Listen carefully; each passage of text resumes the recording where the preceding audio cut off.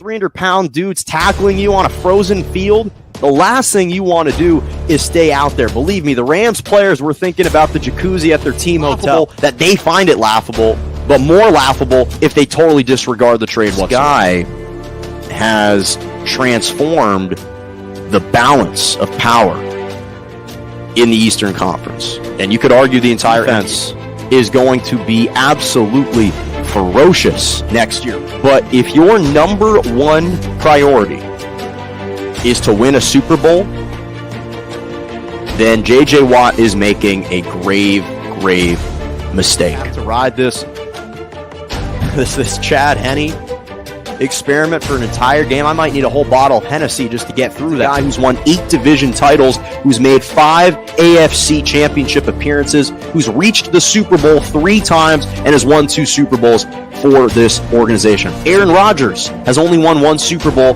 with Green Bay. Drew Brees has only won 1 Super Bowl with New Orleans. There's only 13 quarterbacks in NFL history that have won multiple Super Bowls, and Big Ben is one of those individuals.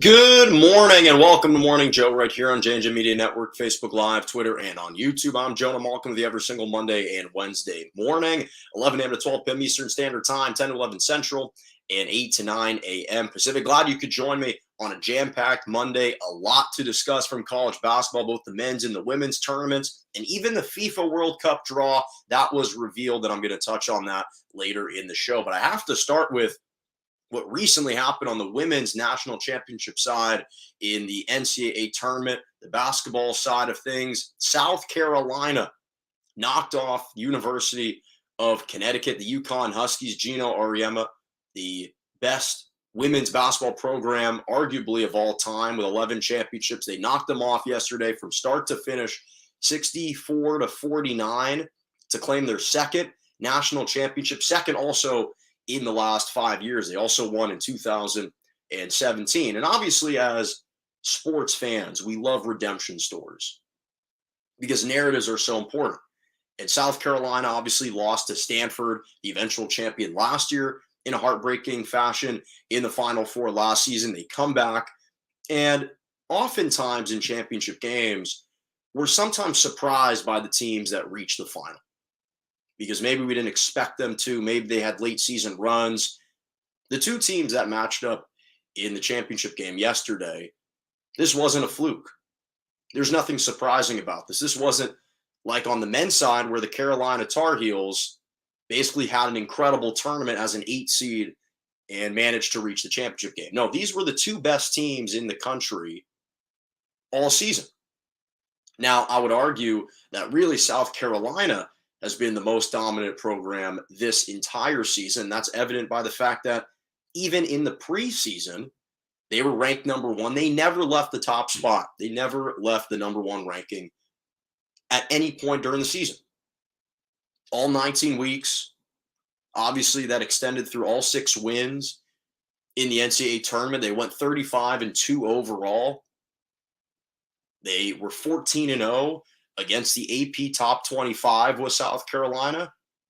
This team proved time and time again just how dominant, just how well coached, just how elite they are. And what makes it, again, more special is the fact that on the other side, you've got the most successful women's basketball program of all time. The UConn Huskies, 11 national titles, all under Gino Auriemma. And so these were the 2 top-ranked teams in the preseason. South Carolina came in number 1. UConn came in number 2. These 2 teams met earlier in the year in the Bahamas back on November 22nd. And the Gamecocks dominated them then. They won 73-57. And the same thing happened yesterday. This game wasn't really that close. South Carolina pretty much asserted themselves from the opening tip. They led 13-2, then they led 30-12. Now, credit UConn for staging a huge comeback because they managed to ultimately win kind of later in the second quarter. They closed the gap to 8. Then they pulled within 6 in the third quarter. 43-37. But with the exception of that, that was the closest that they ever got. Really, South Carolina was in firm control. And part of the reason is because of the guard play. Destiny Henderson was absolutely sensational. And as much credit as we often give to Paige Beckers, who is spectacular, she is a sensational basketball player. The dribbling display she put on is fantastic. But I do think that Destiny Henderson dropping a career high 26 points yesterday, setting the pace, establishing pace and rhythm, controlling the game with her speed, but she was playing under a controlled speed. I thought that was a huge difference. She was collecting steals, wreaking havoc. Defensively, South Carolina was stout. They out-rebounded UConn by like 22 points, 41-19, 18-3 on the offensive glass. The National Player of the Year, Aaliyah Boston, another double-double, 11 points, 16 rebounds. So they were controlling pace. They were controlling tempo. They were controlling the glass. They committed fewer fouls. They only committed 11 fouls. UConn committed 21. So everything in the stats department favored and leaned in the direction of South Carolina. So nothing about this outcome or this result should have surprised anyone. The only thing that was surprising is the fact that you look at historically, Gino Auriemma and UConn have been 11-0 in national championship games prior to this defeat. And then you got Don Staley, who now improves to 2-0 as a head coach for South Carolina. They beat Mississippi State in 2017. So this was a really, really impressive run that they've had all season, an impressive tournament culminated in this championship. And as much as we have lauded and we've praised UConn for their dominance, and don't get me wrong, they certainly have. They won 4 straight titles from 2013 to 2016, and they've won 11 overall. But since that distant 2016 championship, other teams have started to emerge. And this hasn't just been the UConn show. We've seen Stanford, we've seen Baylor, we've seen Notre Dame. Now South Carolina is starting to pull ahead.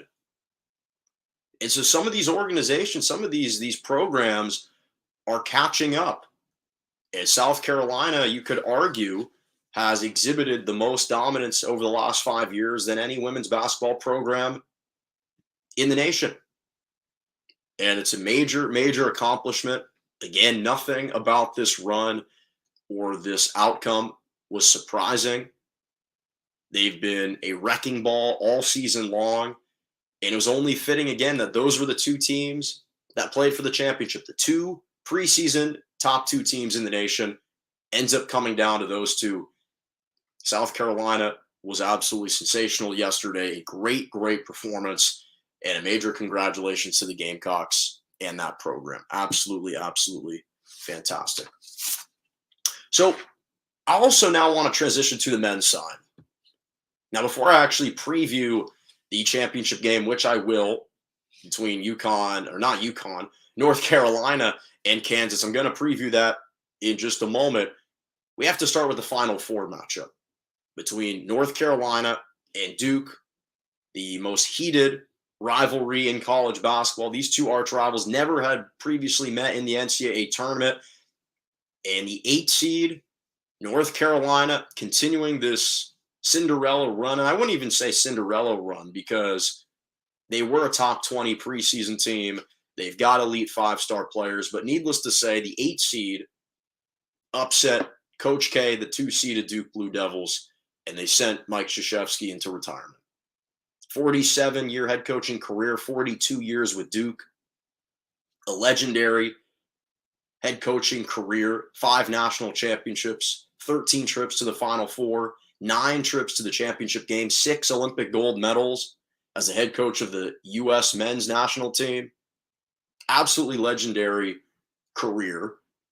And yet the final lasting 2 images that we have of Coach K are defeats to North Carolina. Those are the final 2 lasting images.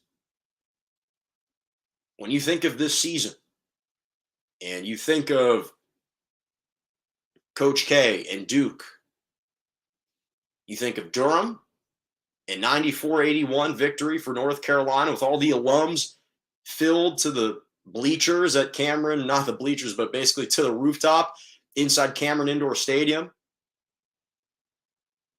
Think of now this Final Four matchup in New Orleans. And it was an epic, instant classic, a patented March Madness game. And that was really the biggest question for me that I had concerns about was, would this game deliver? Would this game be competitive throughout? And boy, did it do much more and exceed that based on the performance we saw set on Saturday. 81-77. North Carolina squeaked it out. It was nip and tuck throughout the game. Extremely, extremely competitive. But as much hoopla as there was entering the game and even following the game, and as much praise as Coach K deserves, and as much as we will continue to reflect on his epic, epic career, today's not that day. Today's not that day. There will be time for that. But today it's about giving flowers to North Carolina and Hubert Davis and Caleb Love and RJ Davis and Armando Bacot and that entire team for the performance that they put out on Saturday, and really what the Carolina Tar Heels have been doing all tournament long, because there was obviously excitement, competitive throughout, 18 lead changes. There were highlight plays. There were clutch shot making and moments. And this is why North Carolina has managed to emerge in this tournament, is because they've checked all the boxes for what elite college basketball teams in the NCAA tournament have to do. They've embodied everything that it means to play in the NCAA tournament and in March Madness, because you've got a huge presence in the middle in Armando Bacot, who's been dominating all season, now has officially surpassed Tim Duncan for the most double-doubles in ACC history. He's been an absolute monster inside, wreaking havoc. He hasn't been able to be contained as of yet. So that matchup against McCormick, which I'll talk about, will be extremely fascinating.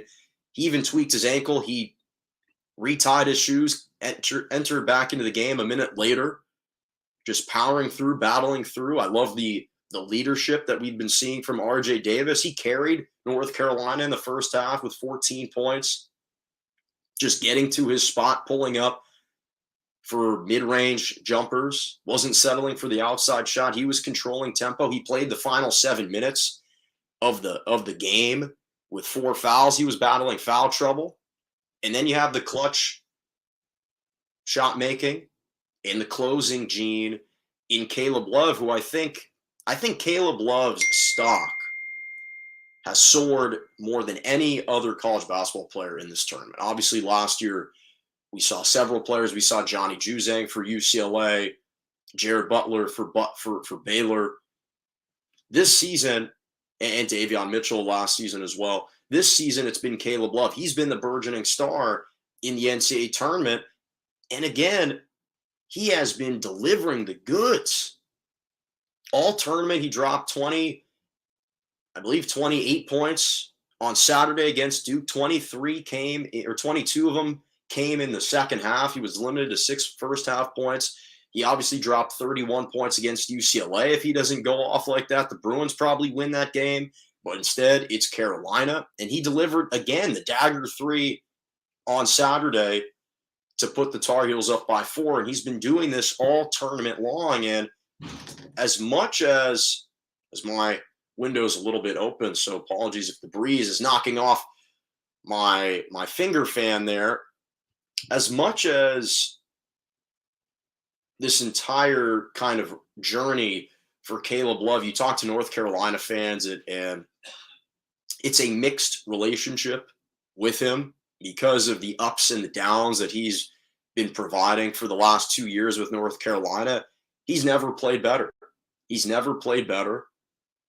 And he has been absolutely sharp. He's been clutch down the stretch, and they've needed it. And that's what makes his team so dangerous, is because they've got that guy who's not only an elite scorer, but has proven time and time again in this tournament that he's going to come up clutch. He's going to come up big. He's been averaging 20 points per game in the 5 NCAA tournament games, and they're just gelling at the right time. They're finding their stride at the right time, and it sets up an epic championship game tonight against Kansas. And I think we can't wait. Again, I'm going to break down some of these matchups in just a second, but it's going to be absolutely, absolutely fantastic. But congrats to North Carolina being able to outlast Duke. Again, there will be a time later this week to compliment and reflect on the career, on the legacy of Coach K, arguably the greatest or second greatest coach of all college basketball coach of all time, along with John Wooden, who won 10 NCAA titles in a 12-year span. But today's not that day. Today's about praising and giving flowers to North Carolina and Hubert Davis, guiding this team in his first season to the championship game, instilling this belief, instilling this trust and this confidence that his team can pull through. And they've so far answered the call. And this is what leads into the matchup tonight. Kansas and North Carolina playing for the national championship. 2 heavyweights, 2 blue bloods in the finals.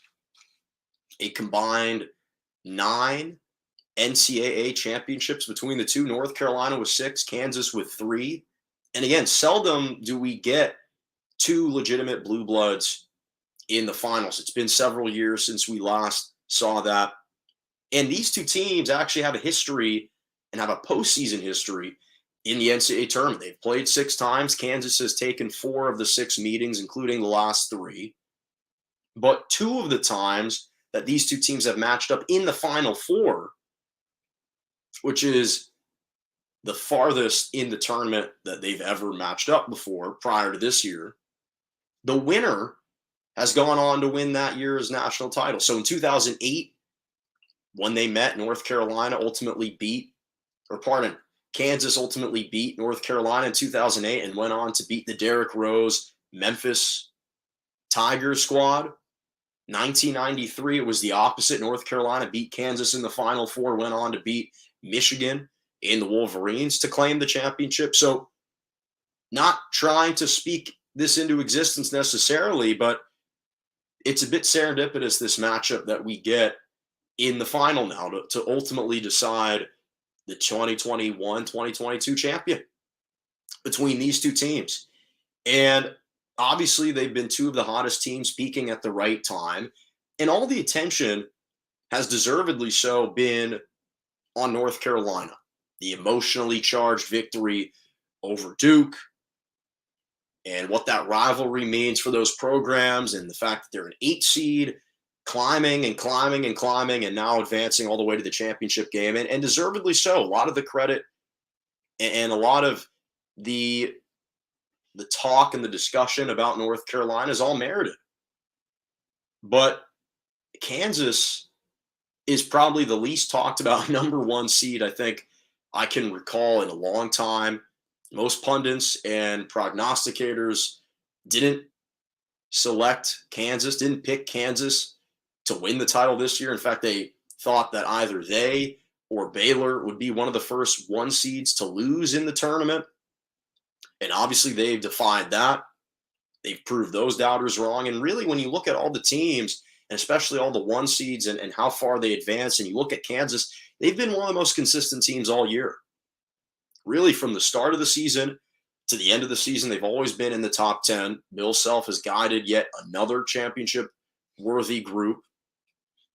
And especially in this tournament, they've been the most dominant team in the tournament. They have soundly beaten their opponents. There's only been 1 close call against Providence. They eked out a 66-61 victory. That's the closest margin for Kansas in the entire tournament. The four of the other 5 games were all double-digit victories. 1 other single-digit victory. But they've been extremely, extremely impressive throughout this tournament. And the big reason is because they've been shooting the lights out. They've been shooting the lights out. They've been defending at an extremely high level. Ochai Agbaji, if he's going 6 for 7 against Villanova, if that hot streak continues in the championship game, that makes Kansas much more viable and a lot more of a live threat to win. And here's the interesting thing, because you look at the matchups, there are a lot of fascinating matchups. I kind of teased Armando Bacot and David McCormick. And I do think that that matchup individually may be the difference in this championship game, because what we saw David McCormick do to Villanova and Kansas, granted, Villanova was playing without their second best player in Justin Moore, but regardless, David McCormick was just eating Villanova alive inside the paint. Kansas was seeing the mismatches. They were seeing the advantage that they had inside. They were feeding the big guy, and he was just going to work. And if Armando Bacot isn't healthy or can't stay out there, or is kind of relegated down to just a statue and he's immobile and he's ineffective, then that might be a problem for North Carolina, because he's been a double-double machine. He's been a rebounding machine. He had another 20 rebound game in the tournament, already his second of the postseason this year. He gifts North Carolina with extra possessions, extra putbacks all the time, anchoring the middle. So that matchup between those two guys will set the pace, and I think will set the tone from a rebounding perspective. And that's where a lot of these teams thrive, is their ability to create and generate second possessions, generate extra looks. Those two guys kind of are the catalyst behind that. And then you look at the leadership perspective, and there's another great matchup, RJ Davis and then Remy Martin. And obviously RJ Davis has been really good for North Carolina. And I think, again, against Duke, he was the difference in the first half. He kept the Tar Heels alive in the first half. You could argue Remy Martin has been Kansas's best player in this entire tournament, albeit against Villanova, he didn't have his most productive game. I think he only scored like 3 points, or he was in single digits. But for the vast majority of the tournament, Remy Martin has been their go-to guy. He's been that jump starter. He's been kind of the individual one-man band coming off the bench, exhibiting that leadership. This is a guy who transferred from ASU. He was an underrated transfer that no one talked about. He was one of the best players in the Pac-12 last season. And now he transfers to the Big 12 blue blood program in Kansas, and he's been a huge difference maker. Both sides have exhibited clutch shot making down the stretch. They've got snipers. Obviously, Christian Braun for Kansas kind of sealed the victory against Villanova, hitting a couple threes. We've seen Brady Manick hit a couple clutch shots for North Carolina.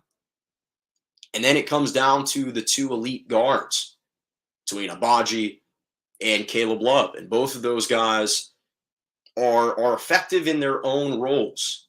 And that's what makes those teams so not only reliant on them, but they affect the game in different ways. Agbaji isn't the same type of scorer as Caleb Love. He's not necessarily trying to dribble it 10, 15 times a possession, go ISO, and create a step-back shot. He's trying to score within the rhythm, within the flow of the offense. Caleb Love, and I mean this in the highest compliment, you can just give him the rock and move out of the way and let him go ISO.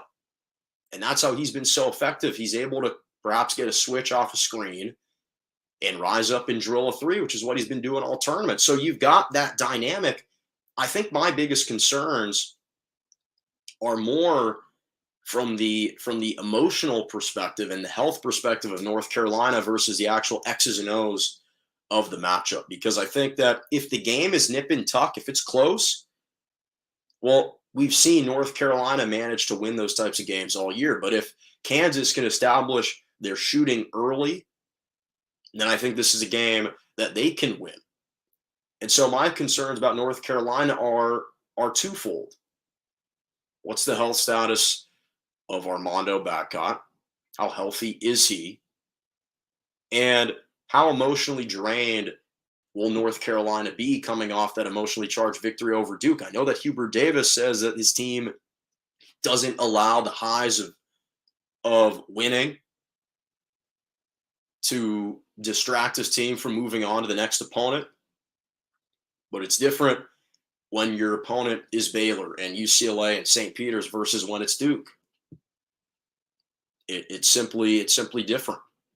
And so that's my kind of biggest concern. But at the end of the day, if I had to choose, as much as I should be picking Kansas, and they've shown me nothing to argue differently or suggest that they wouldn't be able to pull this victory out, as much as that's all true, there's something about North Carolina. There's some kind of cloak of invincibility that they've been wearing, that they've been playing with, the ultimate confidence, the ultimate swagger, that some intangible thing just leads me to believe that they might win, that they're probably going to win this game.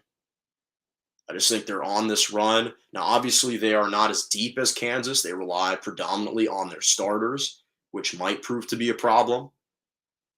Kansas is much more of a deeper team. They rely on their bench a little bit more.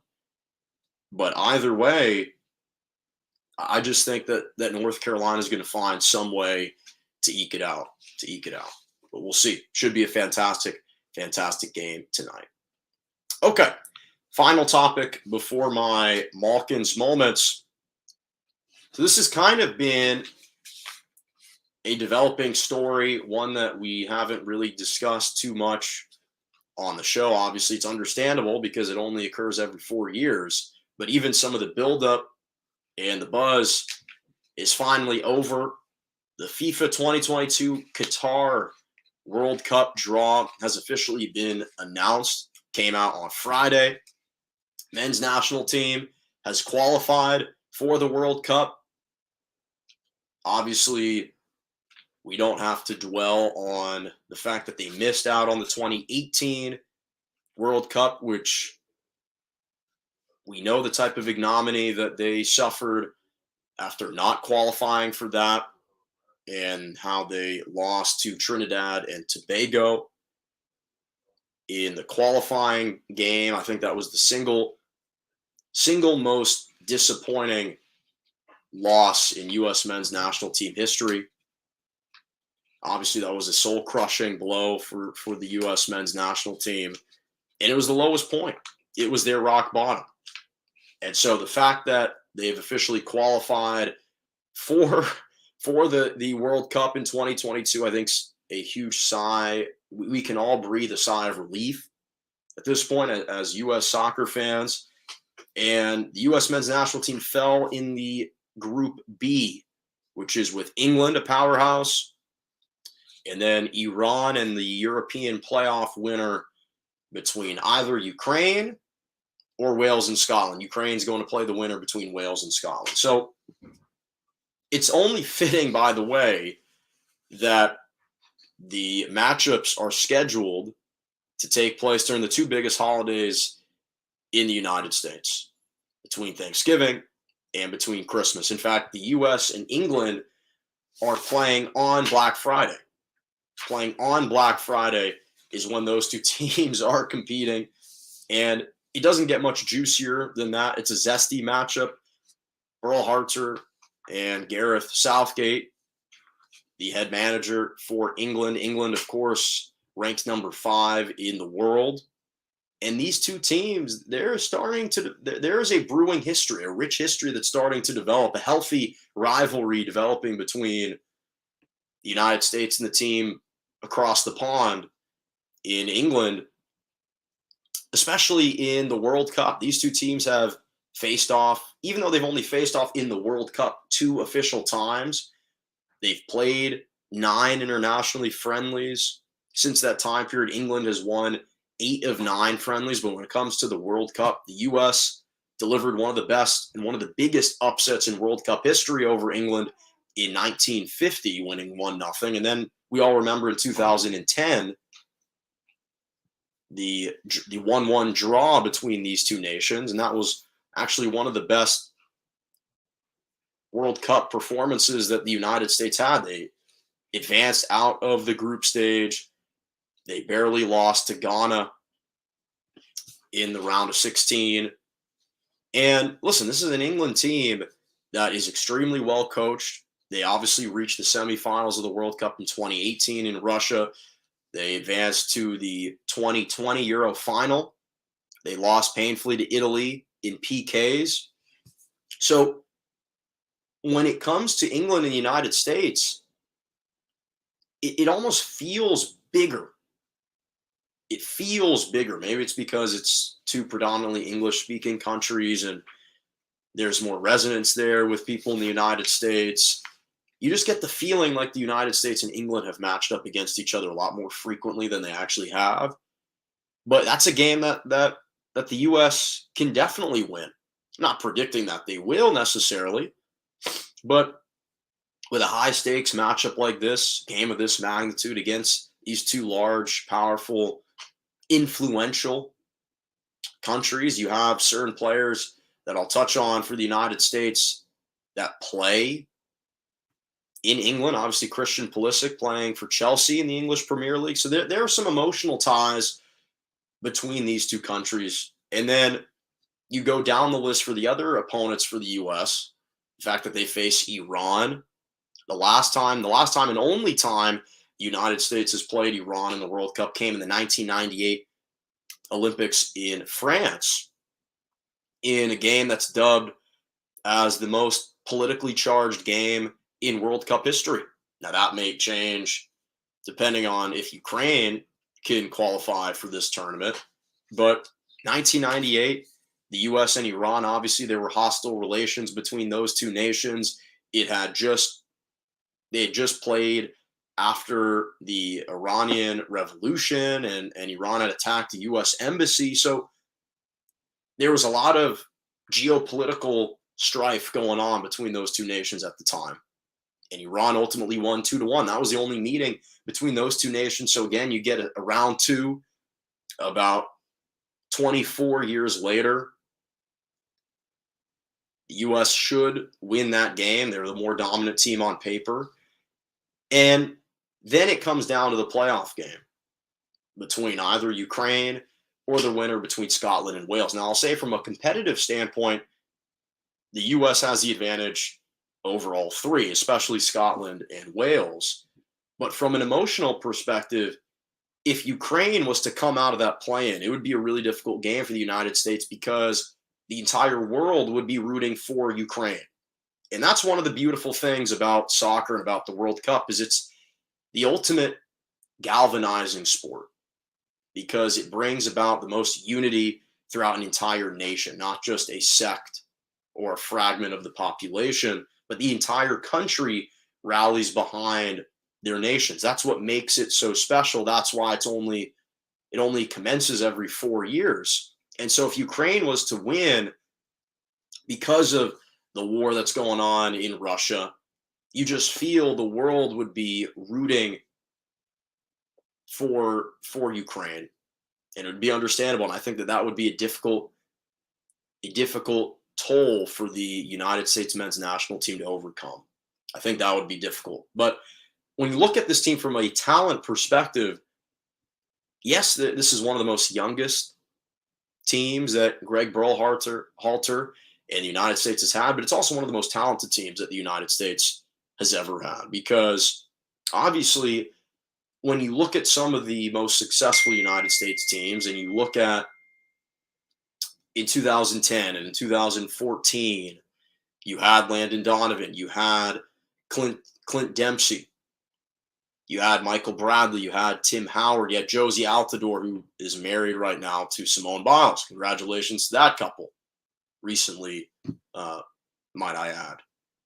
So those guys were all veterans.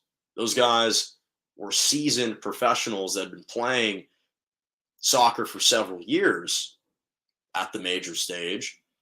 And yet this year, the quote-unquote veteran is Christian Pulisic, and he's about 22, 23. Now, the talent level, you could argue, is a lot higher. Is you have Christian Pulisic over at Chelsea. You have Weston McKennie playing for Juventus. You have Giovanni Reina playing for Dortmund in the Bundesliga. You've got Sergino Dest playing for Barcelona.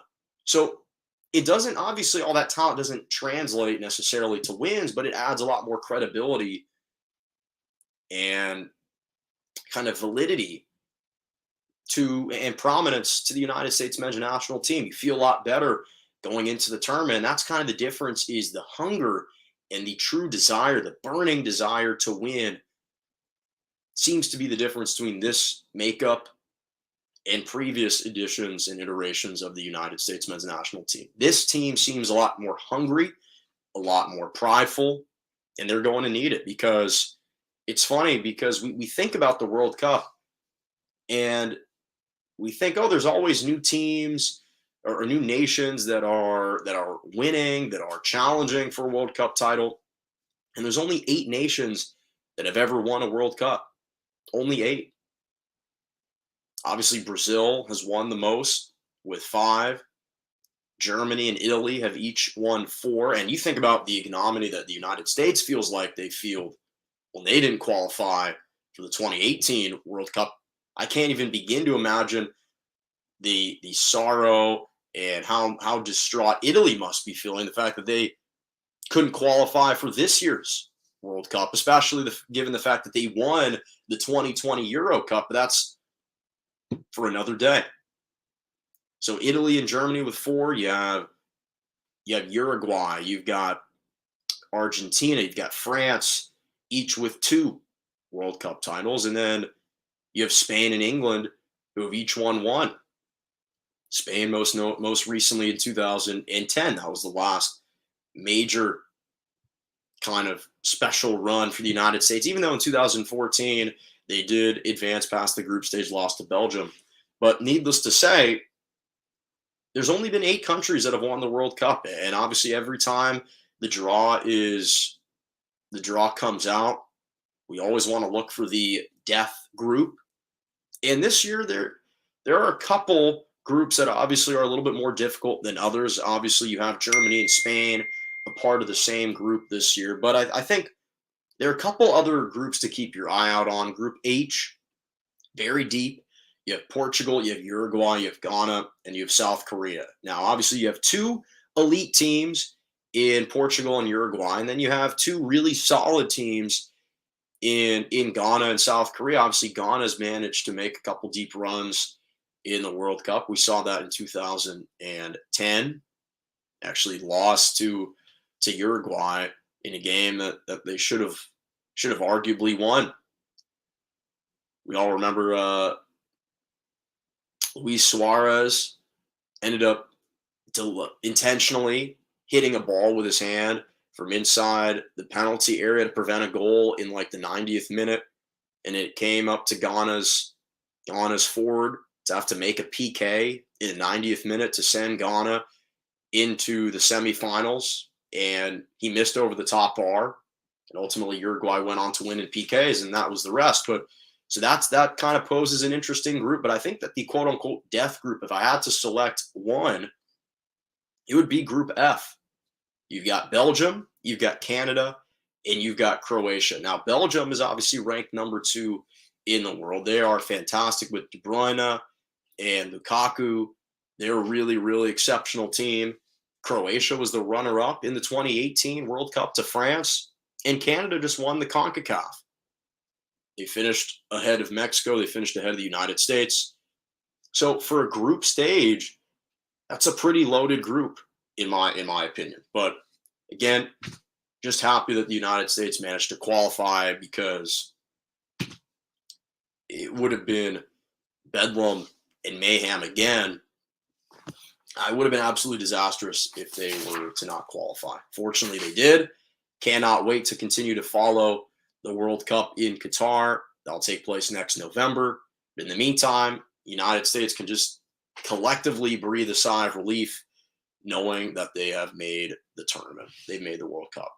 Okay, final topic, my Malkins moments. I have great Malkins moments for you. First of all, I have to give a shout out, as I mentioned to start the show today, the top seed in the women's basketball NCAA tournament, South Carolina, the Gamecocks knocked off the 2 seed UConn Huskies 64-49 to claim their second national championship, second in the last 5 years. They also won in 2017 over Mississippi State. So and not to mention they won in Minnesota at the Target Center, which is where Paige Beckers grew up in Minnesota. The Gamecocks, listen to this. They've been so dominant this year. They were 14-0 against the AP Top 25 this year. They became just the 8th program to win multiple national titles. Obviously, UConn leads the nation with 11. Tennessee's got 8. Baylor and Stanford got 3.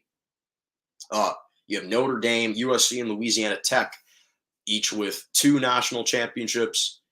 And again, now you've got South Carolina in that mix as well. And they became just the 12th team to go wire to wire from the preseason all the way through the tournament as the number 1 team in the nation, exhibiting that consistency and that consistent dominance from the start of the year to the end of the year. And they won 35 games this year. They went 35-2, though 35 wins are the most in a single season in program history, and 7 of them were over national championship winning coaches, including 2 over Gino Auriemma and UConn when the Gamecocks beat the Huskies earlier in the year, 73-57. So major shout out to them. Major shout out to South Carolina's head coach, Dawn Staley, who is now 2-0 in national title games. She's been the head coach for both of those runs in 2017 and now in 2022.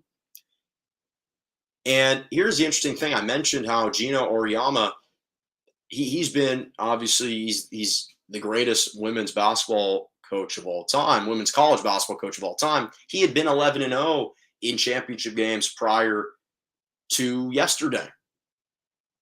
And Dawn Staley and the Gamecocks snapped that streak. He had been 11-0, now is 11-1. And then finally, switching over to the men's draw, North Carolina knocked off Duke 81-77 to end an incredible run for Coach K that has spanned over 47 years. He started his career at Army before eventually leaving and going to Duke. And the 8-seeded Tar Heels are tied for the lowest seeded team ever to reach the Final Four since the seeding began in 1979. Kentucky did it in 2014. They finished as the runner-up. We saw Butler do it in 2011. They finished as the runner-up to UConn, funny enough. I think it was Shabazz Napier that year, or Kemba Walker, one of the two. I think it was Kemba Walker in 2011. They lost to UConn. That was back-to-back national title game appearances for Butler. Villanova in 1985 ended up actually becoming the champion. They won the NCAA tournament that season as an 8 seed. And then in 1980, UCLA advanced all the way to the national championship game, but they finished as the runner-up. So North Carolina they've already entered rarefied air, but trying to cap it off with a championship title. Obviously, this is their 12th title game appearance, which matches Kentucky for the second most, trailing only behind UCLA with 13. So that'll do it for us on Morning Joe. Thank you so much for joining me right here on J&J Media Network every single Monday and Wednesday morning from 11 a.m. to 12 p.m. Eastern Standard Time, 10 to 11 Central, and 8 to 9 a.m. Pacific. Make sure to subscribe to my YouTube page, Morning Joe, J-O, with Jonah Malkin. Follow me on Twitter at Jonah_Malkin or at morning_Joe_. Follow me on Instagram, JMalk97, TikTok, Jonah Malkin. But as always, have a lovely rest of your morning.